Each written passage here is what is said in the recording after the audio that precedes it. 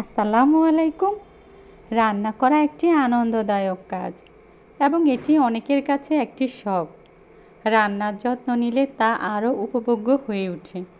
রান্নাকে শখ হিসেবে গ্রহণ করলে এটি আনন্দদায়ক হতে পারে।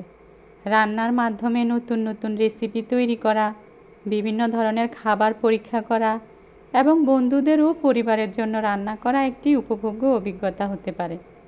রান্নার যত্ন নেওয়া বলতে বোঝায় সঠিক উপায়ে রান্না করা এবং রান্নাঘরের পরিচ্ছন্নতা বজায় রাখা। রান্নার সময় সঠিক তাপমাত্রা এবং সময়ের দিকে খেয়াল রাখা উচিত। এছাড়া রান্নাঘরের সরঞ্জাম এবং বাসনকোসনের সঠিক যত্ন নেওয়া প্রয়োজন। রান্না করা মানসিক চাপ কমাতে এবং আনন্দিত থাকতে সাহায্য করতে পারে। নিজের জন্য বা প্রিয়জনের জন্য রান্না করা আত্মযত্ন এবং সৃজনশীলতার একটি চমৎকার উপায়।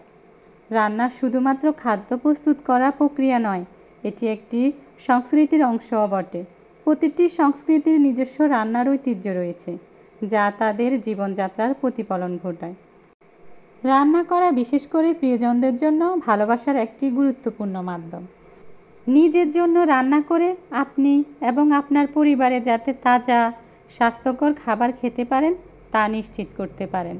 এটি আপনাকে সুস্থ দেখাতে এবং অনুভব করতে এবং আপনার শক্তি বৃদ্ধি করাতে, আপনার ওজন এবং মেজাজ স্থিতিশীল করতে, আপনার ঘুম উন্নত করতে এবং চাপের বিরুদ্ধে প্রতিরোধ ক্ষমতা বাড়াতে সাহায্য করতে পারে।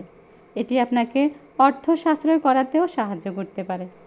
সবার জন্য রান্না করা অথবা সকলের জন্য রান্না করা, এই ধারা বোঝানো হচ্ছে এমন একটি রান্না যা সবার জন্য উপযুক্ত এবং যা সকলেই খেতে পারবে। এটি একটি সাধারণ ধারণা যা সকল বয়সের স্বাস্থ্যের অবস্থা এবং খাদ্য পছন্দের মানুষের জন্য প্রয়োজন। একটি রেসিপি যা শিশু থেকে বয়স্ক সকলের জন্য উপযুক্ত। একটি খাবার যা বিভিন্ন খাদ্য অ্যালার্জি বা সীমাবদ্ধতা মানুষের জন্য উপযুক্ত। একটি খাবার যা সহজে হজম হয় এবং সকলের জন্যই স্বাস্থ্যকর। প্রথমে সাধারণত এবং পরিচিত রেসিপিগুলো দিয়ে শুরু করুন, যেমন ভাত, ডাল, ডিম ভাজা ইত্যাদি। এগুলো ভালোভাবে শিখে নিলে আত্মবিশ্বাস বাড়বে এবং ধীরে ধীরে কঠিন রেসিপিগুলোর দিকে মনোযোগ দিতে পারবেন। রান্নার প্রয়োজনীয় উপকরণগুলো সম্পর্কে ভালোভাবে জেনে নিন। কোন উপকরণ কিভাবে ব্যবহার করতে হবে, তার স্বাদ ও গন্ধ কেমন হবে তা জানা থাকলে রান্নার মান উন্নত হবে। রান্নার সময় তাড়াহুড়া না করে ধীরে ধীরে সুস্থে কাজ করুন। প্রতিটি ধাপ মনোযোগ দিয়ে অনুসরণ করুন এবং উপকরণগুলো সঠিক ব্যবহার করুন।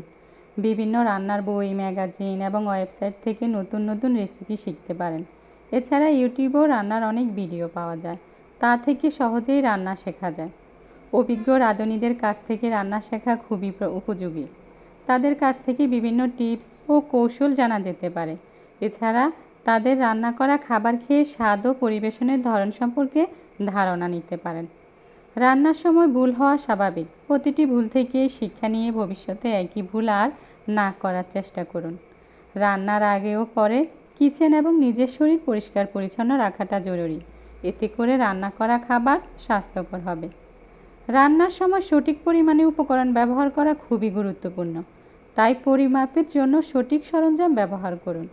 শুধুমাত্র পরিচিত রেসিপিগুলোই সীমাবদ্ধ না থেকে নতুন নতুন রেসিপি চেষ্টা করুন। এতে করে আপনার রান্নার দক্ষতা আরও বাড়বে। উপভোগ করে রান্না করুন।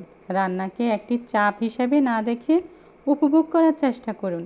এতে রান্নার মান ভালো হবে এবং আপনিও আনন্দ পাবেন।